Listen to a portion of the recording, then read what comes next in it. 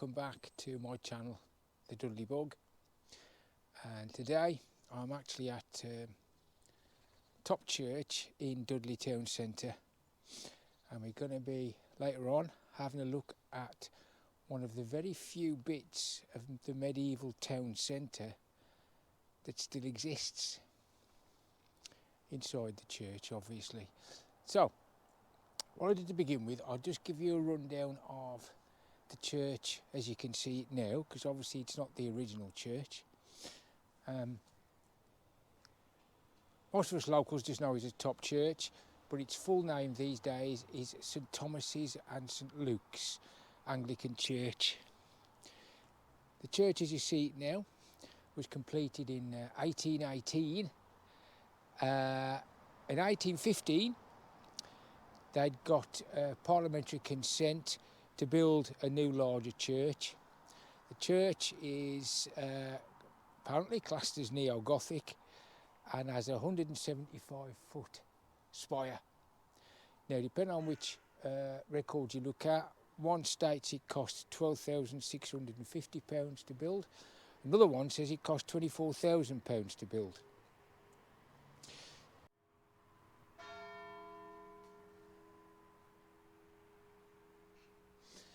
Okay, the church itself was founded, we reckon, around 1174. We can't be exactly sure, but we do know it was founded by the local lord, Gervase Pagnell, who owned the castle, and also he funded and founded the Cluniac Priory down on the park. Now, he called it St Thomas's because he basically fell out with the king, Henry II, and Henry had Gervase's castle up on the hill demolished, slighted as they called it. Probably not completely flattened, but all of the military bits, the fortifications, were knocked down. Now, the king, Henry II, had been involved in the murder of the Archbishop of Canterbury, a fellow called Thomas à Becket. He was killed in 1170. It was a very unpopular move with both the aristocracy, the clergy and the public. And as a result, Thomas à Becket was actually turned into a saint, canonised, on the 21st of the 2nd, 1173, so less than 3 years after his murder. Now, Gervase, the lord, almost certainly knew Thomas à Becket, and because he'd already fallen out with Henry II, the king, he decided to kind of stick the fingers up to Henry II and actually dedicate this church to St Thomas. He actually dedicated it in 1174, and his castle was knocked down in 1173. It's highly likely that when we go inside and have a look at the medieval bits of the church, it's highly likely that the stone used in there came from the demolished castle. And then in 1180, Gervase actually donated the church here to the Cluniac monks down at the monastery on what's now Priory Park. If you haven't watched my video on the story of Dudley Priory, first of all, why not? It'll tell you a bit about Gervase as well, actually.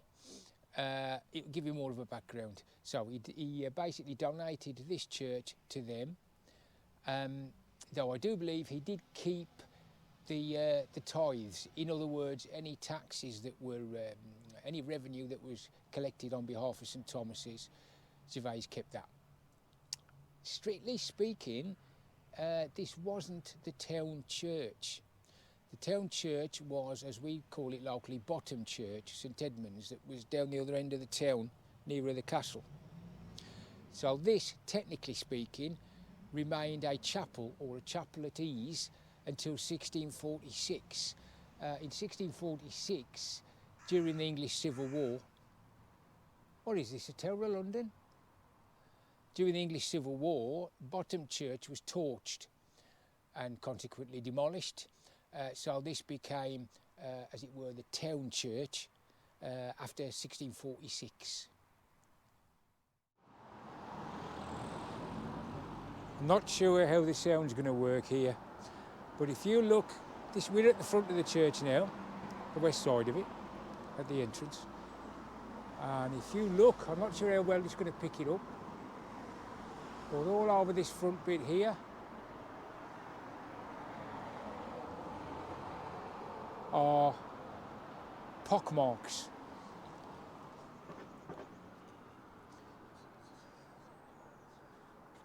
Some more here. Hundreds of them.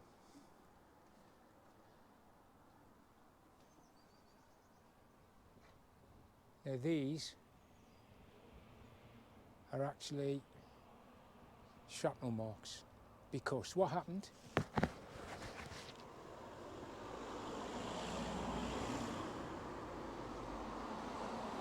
was, sorry about that, was on either the night of the 5th and 6th, or, depending on which source you look at, the night of the 6th and the 7th of September 1940, while a blitz was on,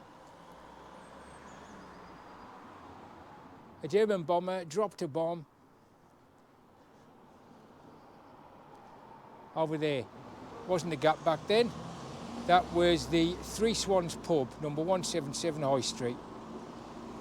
The bomb went off just outside, just to the front of the pub, and fortunately no one was killed. The again, depending on which record you look at, the licensee, her daughter and son-in-law were either in the building or in the cinema next door, taking shelter, because there was an air raid on when it happened.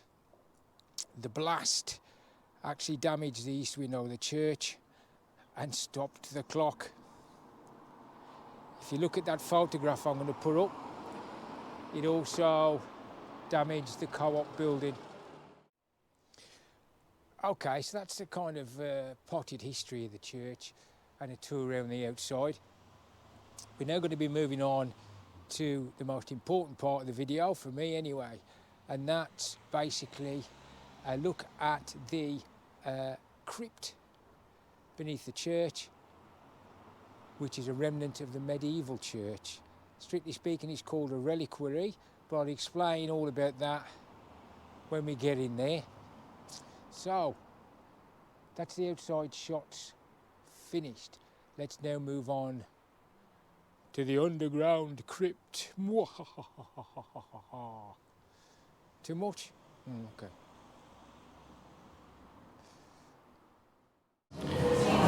Now this is the font, designed by a bloke called James Forsyth. For those of you that are local, he's also the fella that designed the fountain right in the middle of the town, Dudley Fountain as it's called. Made of marble, and I was christened in this font. For some strange reason, I can't remember a thing about it. And this is the one that got severely damaged when the German bomb fell during the Blitz.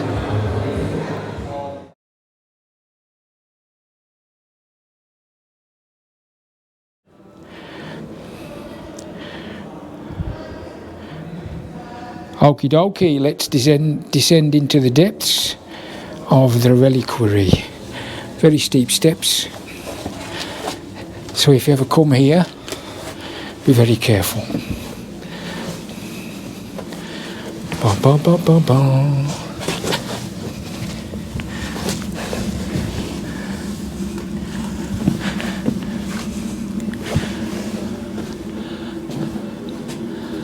And here we are in the reliquary itself. I know it's difficult, but please try and ignore that huge boiler thing in one of the corners.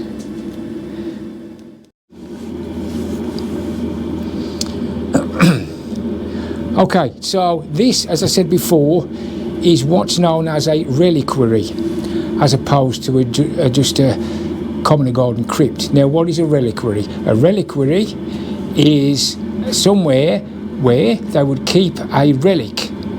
I'll go back into what a relic is later on. So all of this stuff you are looking at here all of this masonry is from the original early medieval church. Remember, the church was probably built about 1174 after Gervase had his castle slighted, in other words knocked down, and it's highly likely that all this faced stonework here is actually from the demolition of the castle.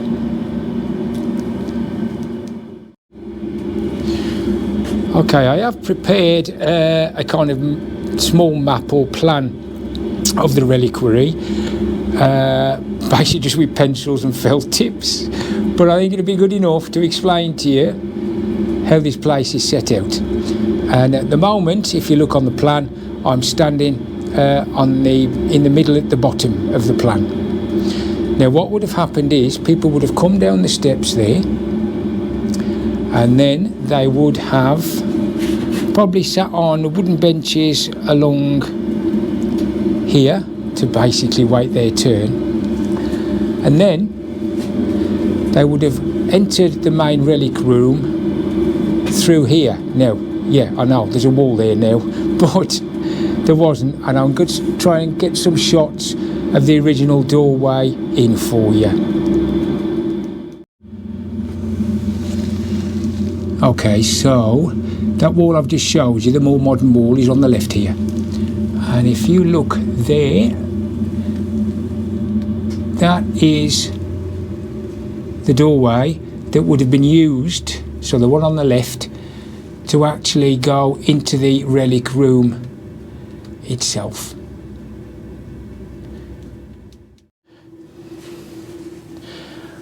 Okay, I'm now in the top half of the reliquary, and this wall here again is more modern. That is where that doorway would have come out, so people would have come from the waiting area through that doorway there, staying to the left side of the chamber itself, and then they would have walked in to this bit here. Now this is where the altar itself would have been, and it was on the altar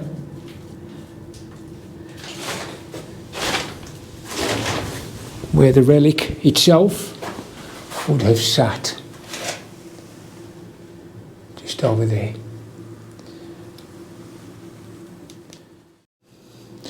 Now the actual roof originally would have been vaulted, in other words curved, but as you can see this is much more modern flat roof that was probably put there when the new church was built. And again, above this medieval masonry, this brickwork here, again, is probably from when the church was rebuilt in the 1820s.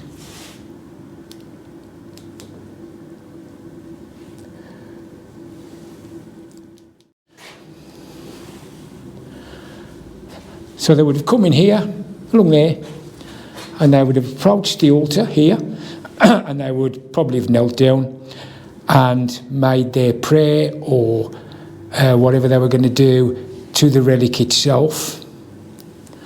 And then once they were finished, they would turn to their right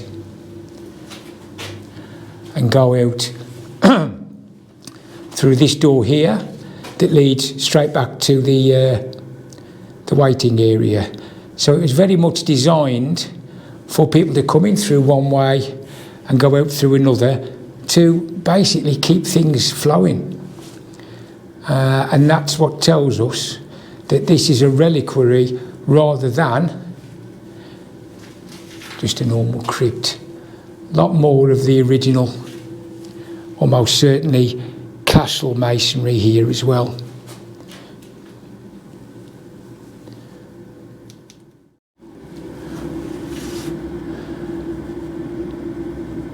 We're back near the exit now that leads back up. Now these stones, this masonry, would almost certainly have been plastered and probably highly decorated with all sorts of religious icons and figures and so on. But in essence, as I said, what you're looking at here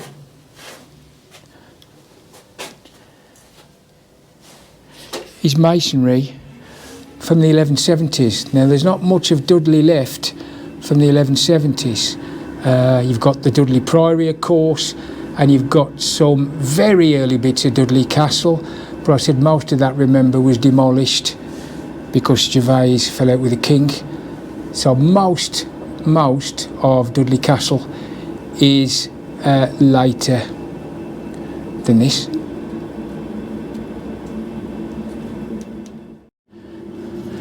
Now, I'm intrigued by this bit here. I don't know how well the camera's going to pick this up, but there is there a definite kind of couple of vertical lines of joints, which suggests to me that there used to be something else there.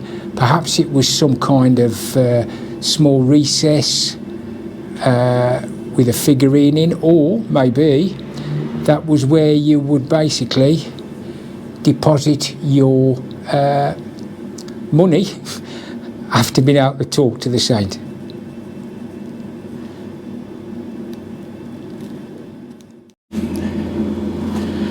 Okay, this is just a view of going back up the stairs, which, as I said, are very steep. Looking at them, I'm not sure how old these actual stone steps are, though I suspect not much, because the amount of pilgrims that would have come here would have worn the steps down fairly quickly.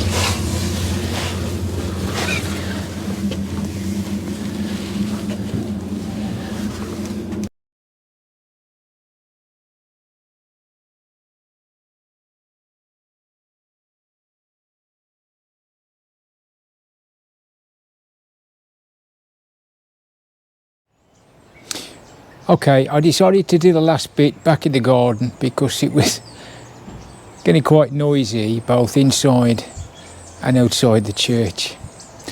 So, we've had a look at the reliquary to Thomas a Becket. Now, Thomas a Becket's main shrine was in Canterbury Cathedral, where he was killed.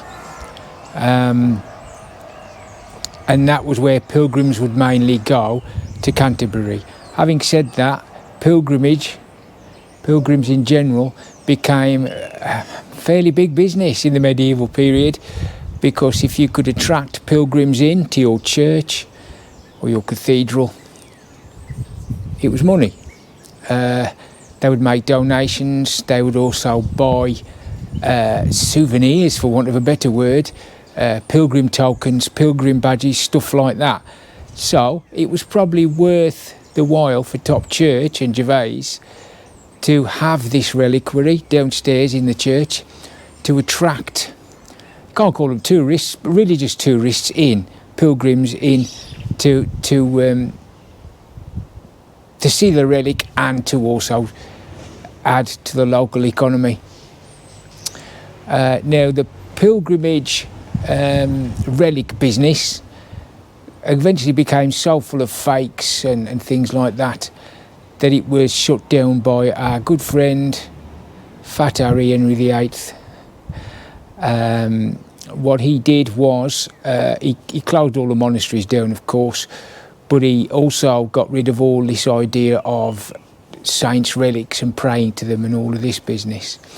In fact, with Dudley, we'll know if the reliquary was still in use, it would certainly have gone out of use by 1540, because Henry VIII also had the name changed.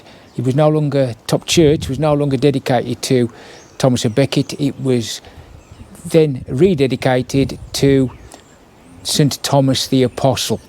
So same name, different person. There was another name change actually back in 1972, I believe it was, where it was renamed St Thomas's and St Luke's, because Top Church was still there, but St Luke's, which was down by Queen's Cross, which isn't far away, got shut down. So they renamed Top Church St Thomas's and St Luke's.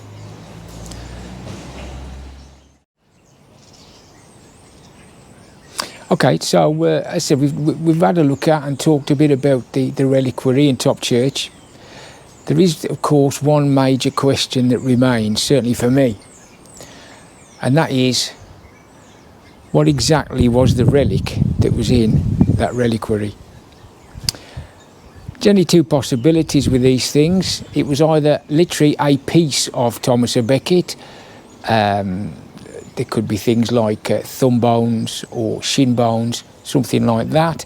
I find that unlikely because, as I said, Thomas's main shrine at the time was in Canterbury Cathedral. I think with the reliquary in Dudley, it was more likely to be something associated with him, an article of clothing, something like that. Remember that Gervase would have known Thomas à Becket. He may have known him quite well. So I suspect it was probably an article of clothing or a piece of a garment, possibly blood-stained, who knows.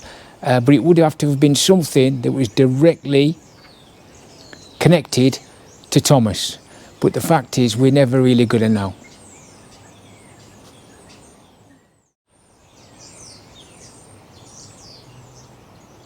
Okay, so that's the end of the story of St Thomas, or St Thomas and St Luke's Church, Top Church in Dudley. As I said, I think with the reliquary, a lot of people simply don't realise it's there. And I particularly like it because, as I said earlier in the video, there were very few bits of early medieval Dudley left that are visible in the town itself, as opposed, as I said, to the priory and the castle and all of that. Hope you've enjoyed it. Oh, before I forget, by the time you see this, I should have finished setting up a Facebook group to run in tandem with the Dudley Bug YouTube channel. I'm about halfway through setting it up, and I've already had some people attempting to join, and I haven't even finished it yet. But by the time you watch this, hopefully that'll be up and running, and if you want to, you can have a look at that. So, thanks for watching, take care, and don't forget, keep out the Oss Road.